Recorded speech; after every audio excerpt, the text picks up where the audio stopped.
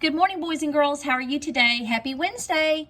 Today we're still working on 2D shapes, and so today we're doing something a little different. We're going to compose and decompose 2D shapes. If you remember from when we went over at the beginning of the year, place value with numbers, we composed numbers. We put ones, tens, and hundreds together.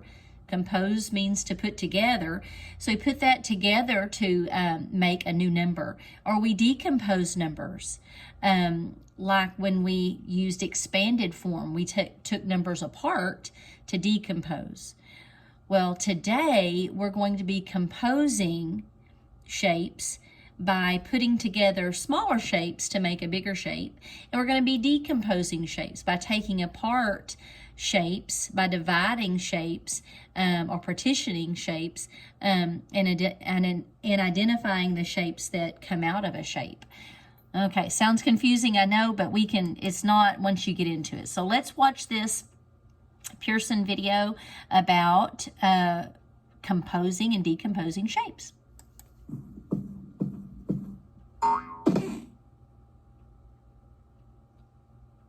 You can put shapes together to make another shape. Look at the triangle, trapezoid, and parallelogram. What new shapes can you make with these shapes?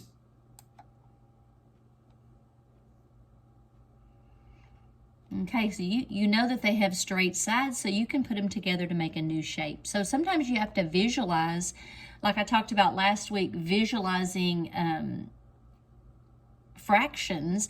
You can visualize, and she's thinking. Visualize means think in your head first. So that's what you can do. You can visualize a new shape. You can make a hexagon. Now notice the trapezoid is at the top, and the triangle and the rhombus are at the bottom, and it's a hexagon because it has 1, 2, 3, 4, 5, 6 sides. How many sides does this hexagon have? I'm glad I counted them. 6. It has 6 sides. How many vertices?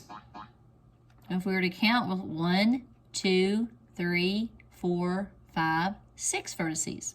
Remember, vertices are corners. It has 6 vertices. You can also make a triangle. How many sides does a triangle have? Well, we know we count it 1, 2, 3. And if you see, you can see the small triangle at the tip, and at the bottom, you see your trapezoid. A triangle has 3 sides. How many vertices? 1, 2, 3. 3 vertices. It has 3 vertices. What shapes are used to make up the triangle? A triangle and a trapezoid are used to make up the triangle. Now, let's look at the parallelogram. How many sides does a parallelogram have? A parallelogram has 1, 2, 3, 4 sides. Now, this is also called a rhombus. Parallel means lines that are across from each other that never cross. So they're going the exact same direction. So this side and this side are exactly across from each other. And no matter how long they get, they'll never cross. And then this one is going in the same direction as this one. So this is called a parallelogram. A square is a parallelogram. A rectangle is a parallelogram because the sides are parallel. It has 4 sides. How many vertices does a parallelogram have? It has 4 vertices. What shapes are used to make up the parallelogram? A trapezoid, a triangle, and a parallelogram are used to make up this parallelogram. Now you know how to put shapes together to make new shapes.